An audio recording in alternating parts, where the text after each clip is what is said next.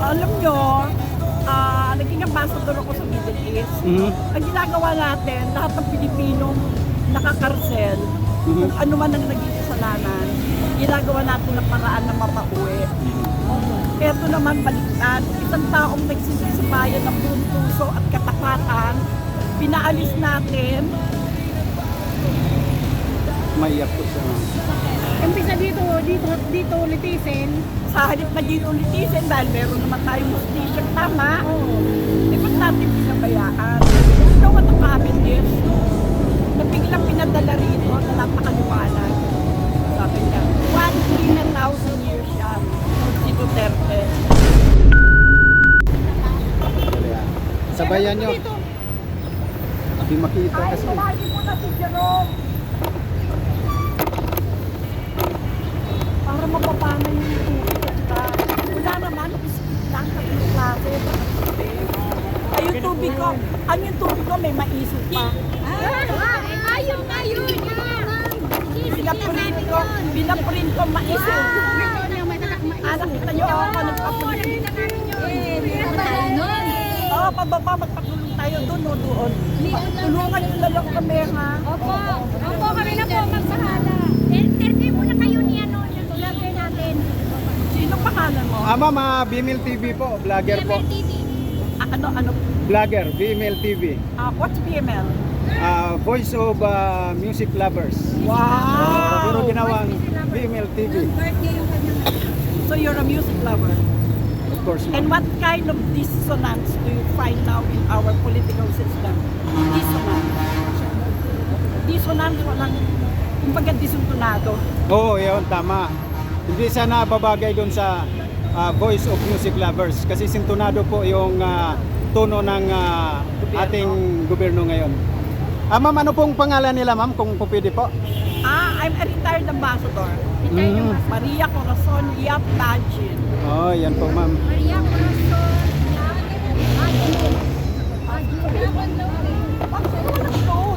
Siya po, ma'am. Yan, ma'am, oh. Ayan ang dadali ko sa Supreme Court. Oh, kasama po siya mamaya. Kahit isa lang ako. Nandito po kami, nasa likod yung Hindi naman ako huli yun, ano? Kasi, oy, senior citizen na ako. Yes, ma'am. Yes, ma'am. Ayan. Ako na. Ako na, si Jerome. Ako. Ayun na, sa ilaw ka. Oh, meron naman.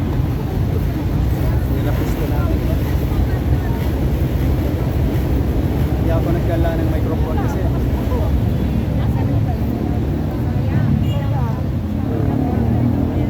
Andun nga daw. Sa may mga dala sa pagkain. Tama na, yung marunong eh. Na-busy po siya. Yan, oh. Hindi naman, ano lang, tatlong klaseng biskuit tsaka tubig. Hindi lang po. Ma'am, ano pong masasabi nyo po na ngayong araw na to, pang 1 year na po ni Pangulong Duterte na kinidnap po at dinala dun sa dahig? Alam nyo, naging ambassador ako sa Middle East. Ang ginagawa natin, lahat ng Pilipinong nakakarsel, kung ano man ang naging kasalanan, ginagawa natin ng paraan na mapauwi. Ito naman baliktad, isang taong nagsisipayan ng buong puso at katapatan, pinaalis natin. Maiyak po siya, ma'am. Umpisa dito litisin. Sa halip na dito litisin dahil meron naman tayong justisya, tama? Di ba't natin pinabayaan? Diba? Tama yun. Dapat, kung may kasalanan siya dito, iharap opo. lahat ng witnesses. Para wala tayong tiwala sa mga justices eh. Diba? Parang insulto din sa kanila. Insulto sa atin, lahat. Alam nyo, ang kaibigan kong yumaong abogata, Attorney Millicent Smith, siya yung maka-Duterte talaga. Palagi niya sinasabi, tignan mo, nanalo nung walang senador, walang congressman, walang lahat. Kasi para siyang, you know what the comment is? Na biglang pinadala rito na napakaliwanag. Sabi niya, 1,000 years yan, si Duterte. Ika nga ni General Attorney Virgilio Garcia, kawawa daw po si PRRD sa dahig, wala man lang tulong na nanggagaling daw po sa gobyerno. Ayun, mali yun ha. Kasi kahit na yung pumatay ng tao binibisita namin Oo. Halos buwan-buwan, pinadala ng pagkain, ng tubig, tinatanong namin yung gobyerno, inaalagaan niyo ba to, baka nagkakasakit, kailangan ng gamot, ganito, ganyan. Ito, nagsilbi sa atin, anong kabastusan ang Correct. ginagawa ng foreign affairs? Taga-foreign affairs ako, nag-foreign service ako, nag-ambassador ako sa Middle East. Naalala ko nga nung Iraq Kuwait War, Oo. nagko-cross ako ng border from Jordan papuntang Iraq border para sumundo ng mga Pilipinong nag-iiskapo. Oh. Tapos kung taong matanda na, maganda naman ang ginawa sa bayan mo, Tama, tama. akapihin mo ng ganyan. Oo. Hindi ba masakit? Kasi, di ba kita mo, milyon-milyong tao na talagang nagmamahal sa kanya. Nung nakarang taon yung birthday niya, nung March 28, nung nakarang taon, buong mundo ang nag-celebrate Tama. ng kanyang birthday. Kahit na yung mga foreigner nagtataka, Oo, oo. bakit ganito kamahal ng Pilipino ko, pero bakit kinarasal ng gobyerno nila? Kasi nga, takutan ko. Bakit katatakutan mo, matanda na Kaya no. Ay, ilang taon na po kayo, ma'am? Hindi ko pa natanong. Tanda na ako. Mga, Hulaan mo. mga 90? Sobra ka naman. Galit ako sa'yo. Minus 10. 80. Hindi, 78. Ay, 78 pala. Kasi kung 90 ako, wala ako dito. Naka-wheelchair na ako. Hindi, meron pong ganun, ma'am, na Ganun pa. malakas pa. 78. Sa bagay, ma'am, kasi naging kayo, naging ambassador kayo sa Middle East. Lahat ng mga nangyayari doon, lahat ng mga Pilipino, ang lang ninyo, maiuwi lang dito. Ang lang. kagulo, lalo na ngayon, nagkakagulo. Opo. Pero na kaming contingency plan dyan. Itong grupo na to, lahat ng mga tao nandyan, malapit sa'yo, dyan mo kukumpumin. Alam namin kung saan kami pupunta. Hindi yung hiwa-hiwalay. Pero ang sabi ng ating Pangulo po, sinasabi na matutuwa na daw itong ating mga OFW sa Middle East dahil meron na raw free call daw, pwede nang libreng tawag. Pero di ba niya alam na ngayon nasa Messenger, puro na yan free, di ba? Free call?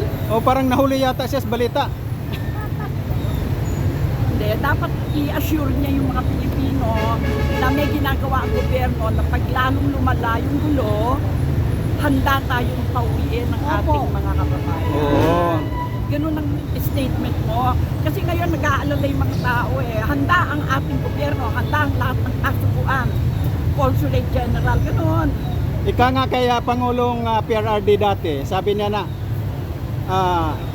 kahit magnakaw tayo ng eroplano, basta May uwi. mauwi ko lang kayo. Pero ngayon, ang sinasabi, magtago kayo kung saan yung pwede kayo magtago na hindi kayo matamaan ng ano. Walang contingency plan ang gobyerno. Ang Middle East, volatile yan. Powder keg yan. Maraming interes Kaya dapat ang mga pinadadala doon at ang gobyerno mismo, palaging may contingency plan. Pag may nangyari, ito ang gagawin. Oo. Ito yung pera, ito yung exit point. Oo. Paglabas ng mga tao na safe sila. Oo. Ganoon. Napanood niyo po ba, ma'am, yung nandun sa anong bansa ba yun? Dubai ba yun? O anong pa na yun na ang sabi doon sa embahada, wala na tayong budget, bahala kayo kung sa magsumbong kayo kung magsumbong. Oo nga daw. O, di ba? Bakit naman kasi hindi? Bakit gano'n, no? Hindi, alam mo, hindi mo sila may-blame. Siguro sila parang kumbaga sa atin, inis na rin, exasperated. Wala silang magawa, walang pera, walang lahat. Oo nga daw po, wala daw pong budget. Paano yung gobyerno ng Dubai, mabait. Pero kung wala kang pera, paano mo patatakbuhin ng yun lang kumuha ng mga Pilipino. Katakutan na kailangan mong bus. Kung dadali mo sa embassy, kailangan pakainin mo. Pakainin, oo. Oo. At yung ibabayad sa aeroplano. Oo. Pero ang gobyerno natin ngayon nananawagan na magtipid. Kung po pwede maglakad, magbisikleta para magkatipid sa gas. Pero ang ating yung pumunta sa Amerika, ilang eroplano ang dinadala. Cannot walk the talk. Yan, tama. Ayan, ma'am, maraming salamat po. Maraming salamat po. Yung pagtsatsaga nito. Opo, Sabi opo. nga ng anak ko, ang tanda mo na, why do you need to go there? Sabi ko, kailangan ko lang ma-express yung ano ko, yung sinasalok ko, sa in a way na para rin, you know, a form of ano rin ko sa bayan mo eh. A form of service to your country. Even if it's a little thing, you can say one day, oh, I was there. My voice was small, but I contributed. Pero malaking tulong yun, ma'am. Na kaysa nanahimik lang dyan, kung ano yung takbo ng nangyayari ngayon, okay lang. Lalong-lalo na yung mga nakatanggap ng malita. Sus, bakit tayo hindi natiyan yan? Oo nga eh, no? Para nakabili tayo ng mas magandang camera. Oo. O, diba? Buti kayo naka-black. Ako black skirt. Ama, maraming salamat po. Ikaw din, ano pangalan mo, Iho? June po, ma'am, June. June Dagangon, Dagangon. BML TV. Taga Bohol po ang probinsya ko. Okay. Okay. Congratulations and God bless. Thank you po, ma'am. God bless you din po. Ay, parang inakalabas na ako ng mga pulis na katingin na lang sa akin.